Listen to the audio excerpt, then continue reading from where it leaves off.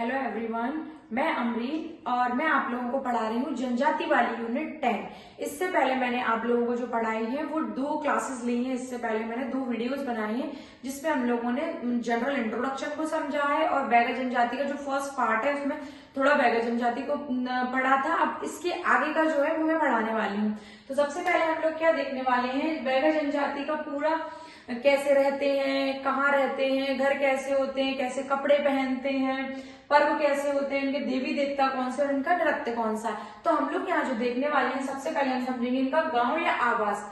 ये लोग क्या करते हैं, ये या तो पहाड़ों पर रहते हैं या जंगलों में। पहाड़ों पर भी ये टॉप पर रहते हैं, ऊपर ऊंचाई पर रहते हैं, और ये जंगलों में किनारों पर रहते हैं। और अगर ये अपना घर बनाते हैं तो ये कैसा गोलाकार रूप में ये अपना घर बनाते हैं।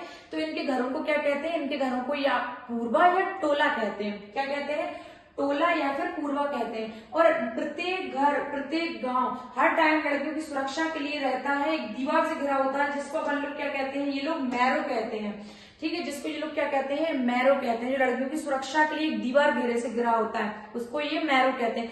फिर नेक्स्ट अगर हम देखें तो इनका एक रूम होता है जहां ये लोग उठते बैठते हैं, है ना। तो उस रूम को ये लोग क्या कहते हैं, जहां ये उठते बैठते हैं उस रूम को ये लोग कहते हैं बंगला, है ना।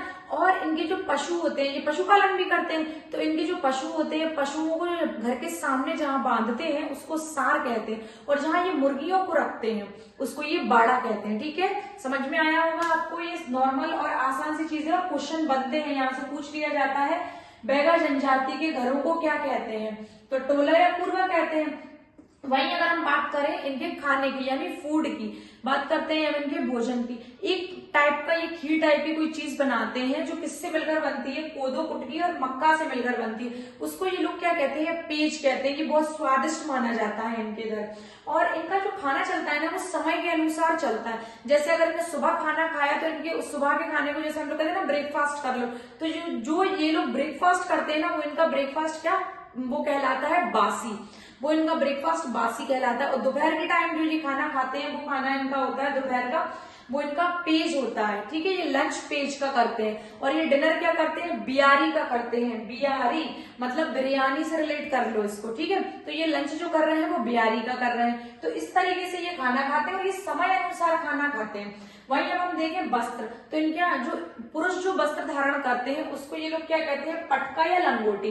तो इसको अपन ऐसे याद रख सकते हैं, एक पुरुष था वो लंगोटी पहने हुआ था, उसको पटक दिया तो वो क्या कहलाया, पटका। तो जो पुरुष जो धारण करता है वस्त्र उसको ये लोग क्या कहते हैं, पटका या लंगोटी कहते हैं। फिर वही हम देखें स्त्रियां क्या करती है, कपची पहनती है। कपची क्या होती है, एक प्रकार की साड़ी होती है जो एक कमर पर बांधती है और इनके घुटनों से नीचे तक होती है वो, तो उसको ये लोग क्या कहते हैं, कपची कहते हैं। और इनके यहाँ की स्त्रियां क्या करती है, जेवर भी पहनती है। तो ये जो जेवर पहनती है, गले में पहनने वाले जेवर को सुतिया कहते हैं। ठीक है, सुतिया कहते हैं। और बालों में जो ये लोग, जैसे हम लोग, मैंने ये क्लेचर लगाया हुआ है ना अपने बालों में, ये ऐसे इनकी स्त्रियां भी हेयर में कुछ ना कुछ यूज करती होंगी बालों में, तो ये लोग उसको क्या कहते हैं, कंदरी कहते हैं। कंघी से याद रख सकते हो, बैगा जनजाति जो कंघी करती हैं लेडीज, वो कंदरी लगाती हैं अपने बालों में। कुछ भी ऐसे करके रिलेट कर सकते हो तो याद रहेगा। पर्व और उत्सव की वही बात करें तो इनका एक रातौना उत्सव मनाया जाता है। रातौना उत्सव में ये लोग क्या करते हैं, मधुमक्खी की 9 दिन तक पूजा करते हैं। इसको शहद पर्व कहते हैं। मुख्य रूप से ये कहाँ मनाया जाता है, ये मंडला वाले एरिया में मनाया जाता है, मंडला जिले में मनाया जाता है। कौन सा, रातौना पर्व। मुख्य रूप से मधुमक्खी पर्व कहते हैं या फिर इसको शहद पर्व कहते हैं, और 9 दिन तक मधुमक्खी की पूजा की जाती है। हाँ, और फिर अगर उसके बाद हम देखें बित्री। बित्री क्या होता है, ये बीज बोने के टाइम पे, ये बीज जब ये लोग बोते हैं तो ये लोग प्रार्थना करते हैं इस टाइम पे। ये उत्सव के रूप में मनाते हैं कि जो हम फसल बोने वाले हैं उसकी फसल बहुत अच्छी हो, पैदावार बहुत अच्छी हो। तो ये जो पर्व बनाते हैं उस समय ये लोग क्या बित्री बनाते हैं, बीज बोते समय। नवा होता है इनके अंदर, जो नई फसल आने वाली होती है उस समय ये लोग वो उत्सव मनाते हैं कि इसके लिए ये लोग ये करते हैं कि नई फसल आने वाली है वो अच्छे से अच्छी आए। जो भी मतलब काटने के बाद मनाते हैं। खैर ये तो ये वाला इनका जो बित्री वाला है ना, बित्री बीज बोने के टाइम पे, और नवा नई फसल के लिए जब नई फसल आ जाती है इसको काटने के बाद मनाते हैं। फिर फसल होता है इनका एक त्योहार। और छेरता, छेरता ये जो है ना, ये बच्चों द्वारा किया जाने वाला एक फेस्टिवल है। ये बच्चे करते हैं इस फेस्टिवल में जो भी थोड़ी बहुत जो एक्टिविटीज करते हैं। और जाबरा जो है वो देवी पर्व माना जाता है। जाबरा कौन सा, देवी पर्व है इनका। वहीं अगर देवी देवता को देखें तो ठाकुर देव इनके भगवान है। और बूढ़ा देव सबसे पुराने भगवान है इनके। बूढ़ा देव इनकी मतलब पीढ़ियों की रक्षा करते चले आ रहे हैं। वहीं बागेश्वर फसल के टाइम पे जब जो कोदो कुटकी को वो करते हैं ना, बोते हैं, तो ये लोग प्रार्थना करते हैं उस समय, तो कौन से देवता से करते हैं? बागेश्वर से करते हैं। नारायण देव ये कुल देव है इनके। नारायण देव कौन है? पूरे कुल के देव है नारायण देव। नारायण देव की जो पूजा है वो 3 साल, 7 साल और 13 साल में की जाती है ना। और क्या है? देवनाग है इनके एक भगवान, देवी खैर माई है और बंजारित है और रात्रि देवी, ये इतने भगवानों को ये लोग मानते हैं। वहीं अगर हम नृत्य की बात करें तो इनके इधर नृत्य कर्मा, बिल्मा, दादरिया, सैला, सुआ, रीना, भड़ोनी और फाग, ये सारे इनके इधर नृत्य होते हैं। इंपॉर्टेंट अब जो नृत्य है उनको ब्रीफली समझ लो, ठीक है। तो क्या है? कर्मा नृत्य। कर्मा नृत्य जो क्या है, ये कब से कब तक शुरू होता है, किस तरीके का नृत्य है? तो ये जो है प्रारंभ इसका जब होता है विजयदशमी से वर्षा के आगमन तक। विजयदशमी से ये शुरू होता है, जब तक वर्षा नहीं आ जाती तब तक यह नृत्य चलता रहता है। और ये होता कैसे है? ये नृत्य जो है मांदर की थाप पर। मांदर क्या है? एक वाद्य यंत्र, लकड़ी का खोखला गोला टाइप का होता है, उसपे दोनों तरफ से चमड़े का वो चढ़ा देते हैं, दोनों साइड से फिर उसको बजाते हैं, ठीक है। तो ये मांदर की थाप पर नृत्य होता है, उसको बजाते हैं और नृत्य करते हैं। और ये पैरों की स्पीड पे डिपेंड करता है, पैरों की गति के आधार पर होता है। पैरों की जैसे जैसे गति बढ़ती जाती है उस तरीके से इनके नाम चेंज होते जाते हैं। जैसे 4 आधार हैं और इसके 4 आधार पर, जैसे कर्मा रबरी, कर्मा खाप, कर्मा झुलनी, कर्मा लहकी, इस तरीके से 4 तरीके से ये डांस होता है। कैसा? पैरों की स्पीड पे डिपेंड करता है। और किसको बजाते हैं इसमें? कौन सा वाद्य यंत्र? मांदर, है ना। और ये क्वेश्चन पूछा भी जाता, मांदर जो वाद्य यंत्र है वो कर्मा नृत्य में बैगा जनजाति द्वारा किया जाता है ना, ठीक है। फिर नेक्स्ट नृत्य कौन सा देखते हैं? रीना नृत्य। रीना नृत्य, रीना हमें नाम से याद हो रहा है कि ये कैसा है? ये महिला का नाम है। ऐसे इमेजिन करो किसी महिला का नाम रीना है और वो कौन सा? रीना नृत्य कर रही है। और ये कौन सा? स्त्री प्रधान ही है। क्या होता है? पंक्ति में आमने सामने बैठ जाते हैं। अपन लोग नहीं करते, जैसे कभी कभी बहुत सारे अपन लोग मूवीज देखते हैं या कोई भी पुरानी हम आपके कौन टाइप वो कुशन वाली होती थी, ऐसे ये लोग कोई आमने सामने बैठ जाते हैं। और ये लोग क्या करते हैं? उसमें आमने सामने पंक्तिबद्ध बैठकर घेरे में मांदर और टिमकी की थाप पर डांस होता है। मतलब मांदर और थिपकी भी ऐसे एक टाइप का, ऊपर से उसके ऊपर चमड़े का कपड़ा टाइप का लगा दिया जाता है और उसकी थाप पे लकड़ी का खोखला गोला टाइप का ही होता है, वो भी वाद्य यंत्र। उसको बजाते हैं उसकी थपक पर यानी थाप पर घेरे में, और ऐसा घेरा बना के आमने सामने से फिर ये नृत्य होता है। और ये रीना नृत्य क्या है? ये महिलाओं द्वारा, स्त्रियों द्वारा किया जाता है। फिर वही हम देखें सैला। तो सैला जो नृत्य है वो कैसा नृत्य है? ये चांदनी रात में होता है। सैला नाम की लड़की है, वो चांदनी रातों में घूम रही है, ठीक है। और ये किसको प्रसन्न कर रही है? ये प्रसन्न कर रही है आदिदेव को। आदिदेव को ऐसे याद रखना है। नृत्य का नाम क्या है? सैला। सैला नाम की लड़की क्या कर रही है? चांदनी रात में डांस कर रही है, बैगा जनजाति की, है ना। इस तरीके से लिंक करना है तो भूलोगे नहीं, क्योंकि बहुत सारे हैं। अभी जब हम पढ़ेंगे ना, और नृत्य को हम लोग को दूसरे तरीके से भी पढ़ना है। बुंदेलखंड में होने वाले, बघेलखंड में होने वाले नृत्य, और निमाड़ में होने वाले नृत्य, मालवा में होने वाले नृत्य, तो कंफ्यूज हो जाओगे। तो इसलिए अभी से याद करते हुए चलो, बहुत टफ नहीं है, मेरे साथ जुड़े रहो, मैं आपको याद भी करा दूंगी। मेरी ये रिस्पॉन्सिबिलिटी है पढ़ाना भी और आगे मैं याद भी करा दूंगी आपको, ठीक है। तो अब क्या करना है आपको? सैला नृत्य हो गया, चांदनी रातों में कर रही है सैला नृत्य, और क्या आदिदेव को प्रसन्न करने के लिए ये नृत्य किया जा रहा है। फिर नेक्स्ट आता है बिल्मा। तो बिल्मा क्या है? बलमा। शादी तो हो गई भैया बिल्मा के साथ, अब बारात तो जा रही है, बिल्मा की याद आ रही है, बहू भी रो रही है जो जाने वाली है लड़की, तो वो क्या है? फिर इस टाइम पे भी एक नृत्य होगा, है ना। गांव से होती है जब विदाई के टाइम पर बिल्मा नृत्य। बारात जा रही है, बारात विदाई पर कौन सा नृत्य होगा? बिल्मा। अब होगा लास्ट परधोनी। परधोनी नृत्य कब होता है? जब बारात आती है। परधोनी समझो कोई दुपट्टा टाइप की कोई चीज, और मतलब लेडीज है जो भी स्त्री प्रधान है, उन्होंने दुपट्टा ओढ़ लिया। परधोनी याद रखने के लिए ऐसा होता नहीं है, तो परधोनी नृत्य कर रही हैं, वो बहुत खुशी में कर रही हैं स्त्रियां। अब बारात आ गई है, सबको बहुत खुशी होती है जब बारातें आती है। तो उसके बाद फिर जो भी हो, किसी को नहीं पता क्या होता है, लेकिन जब बारात आती है तब तो सब बहुत खुश होते हैं। तो कौन सा नृत्य होता है जब बारात आती है? तो परधोनी, ठीक है, परधोनी नृत्य होता है। इस तरीके से जो इम्पोर्टेंट है, बाकी मैंने जो लिस्ट बनाई है उनसे नाम याद रख लेना, कौन कौन से नृत्य है जो इम्पोर्टेंट है, जो ब्रीफली समझना था वो कौन से थे?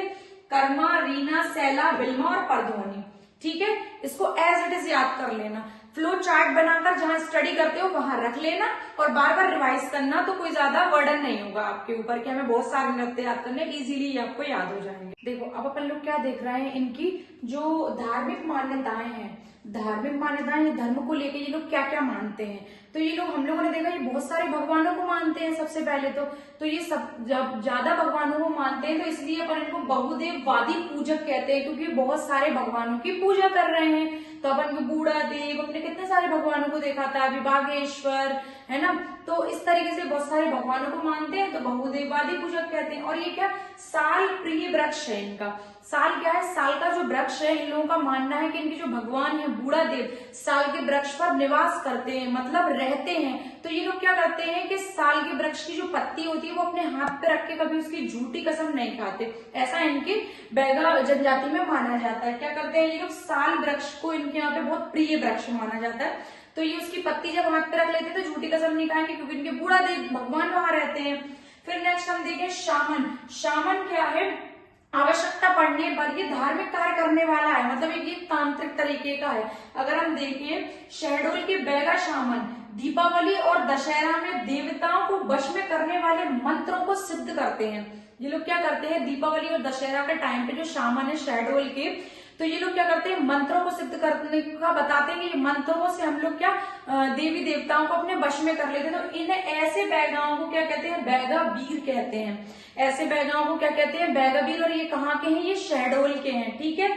फिर नेक्स्ट हम वहीं देखें आर्थिक जीवन। अगर इनके आर्थिक जीवन की बात करें तो ये लोग क्या खेती करते हैं। खेती में क्या, ये धरती को अपनी माँ मानते हैं, मतलब इनकी माँ है, तो ये लोग क्या करते हैं, उसके ऊपर कभी हल नहीं चलाते, ठीक है, ये इनकी मान्यता है। फिर नेक्स्ट ये लोग कैसे झूम खेती करते हैं। इनकी झूम खेती को क्या कहते हैं, बेबार या पोंडू। झूम खेती कैसी होती है, ये है पूरा एरिया। इनने आज इस साल अभी यहाँ खेती की, यहाँ पे खेती करने के बाद इनने काटने के बाद, कटाई करने के बाद जंगल में आग लगा दी खेत में, फिर ये दूसरी जगह खेती करेंगे, फिर ये दूसरी, फिर यहाँ पे भी काटने के बाद फिर यहाँ पे भी कोई प्रोसेस फॉलो की इनने, नेक्स्ट फिर इन्होंने यहाँ पे खेती की। ऐसे ऐसे जो बदल बदल के खेतियां करते हैं उसको ये लोग क्या कहते हैं, इसको झूम खेती कहते हैं। और इनकी जो झूम खेती है, बैगा की जो झूम खेती है, उसको बैवार या पोंडू कहते हैं। बैवार का अर्थ होता है बदलाव या कांदा बाड़ी, ठीक है। बैलों का प्रयोग नहीं करते ये लोग, क्या करते हैं ये लोग, बैलों का प्रयोग नहीं करते। अगर ये बैलों का प्रयोग कर लेते हैं तो फिर ये क्या करते हैं, उसको 50%, उसका कुछ परसेंटेज देते हैं, जिसका ये बैल उधार लेके आते हैं। तो इन लोगों को लगता है कि पाप लगेगा या कुछ भी, तो ये क्या करते हैं, फिर उसका कुछ परसेंट उसको देते हैं जिसका ये बैल यूज कर रहे थे। महलोन पत्ता होता है, एक महलोन, जिससे ये लोग क्या करते हैं, दोने पत्ते बनाते हैं और उसको बेचते हैं। तो इनकी जो आर्थिक व्यवस्था है, आर्थिक जीवन है, कुछ इस तरीके से चल रहा है।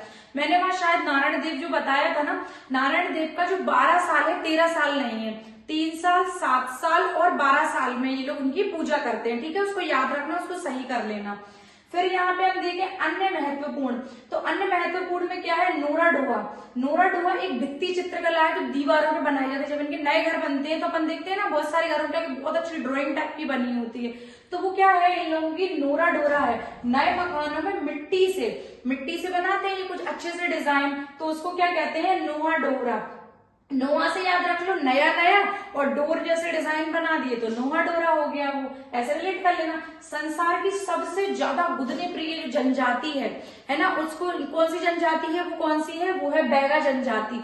अब बैग जो होते हैं उसके ऊपर अपन कुछ गूद देते हैं पेन से, तो ऐसे याद रख लेना, गुदना प्रिय है। और गूदने वाली जो महिला होती है उसको गुदारिन कहते हैं, ठीक है। और जो कोकड़ा पाठ एक खेल है इनका, कोकड़ा पाठ, इसमें क्या होता है, लड़के और लड़की दोनों इस खेल को खेलते हैं। वहीं देखें अपन इनके जो जनजातीय व्यक्ति हैं, जो बैगा जनजाति के महत्वपूर्ण जो है उनके बारे में अपन देखते हैं। एक अर्जुन सिंह दुर्बे और दूसरी जोधिया बाई है।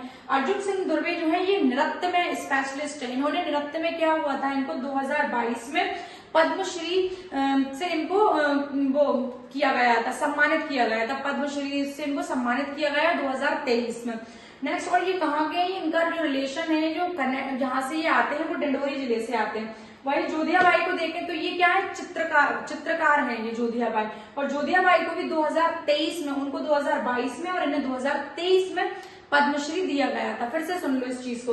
अर्जुन सिंह दुर्बे जो है वो नृत्य करते हैं, कौन सा, बैगा नृत्य करते हैं, और इनको डिंडोरी जिले में 2022 में डिंडोरी जिले से 2022 में पद्मश्री दिया गया था। वही हम जोधिया बाई को देखें, ये बैगा जनजाति से रिलेटेड है, मतलब बैगा जनजाति की महिला है और ये चित्रकार हैं और इनको 2023 में पद्मश्री दिया गया था। ये सारी जितनी इंपॉर्टेंट इंफॉर्मेशन थी ये सारी आपको दे दी गई है। बैगा जनजाति में लगभग सारी चीजें कंप्लीट कर ली गई हैं। अपन आगे चल के इसके कुछ क्वेश्चन है वो भी लगा लेंगे, ठीक है। तो जिसने नहीं पढ़ा है वो पहले वाली वीडियोस को देखे फिर इनको देखे तो उसको ज्यादा अच्छे से समझ में आएगा। और जिसने मेरा चैनल सब्सक्राइब नहीं किया है तो पहले वो चैनल को सब्सक्राइब कर ले।